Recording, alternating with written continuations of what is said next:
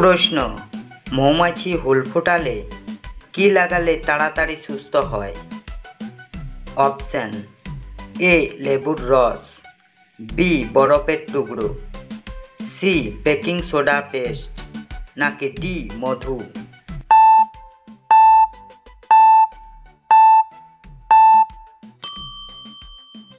বন্ধুরা, সঠিক উত্তরটি জানবার আগে আমার এই ছোট্ট চ্যানেলটিকে একটি সাবস্ক্রাইব করে আমার পাশে থাকবেন। ভিডিওটি ভালো লাগলে একটি লাইক দেবেন। সঠিক উত্তর হবে বি ও সি। এই দুটি উপাদান লাগালে তাড়াতাড়ি সুস্থ হয়।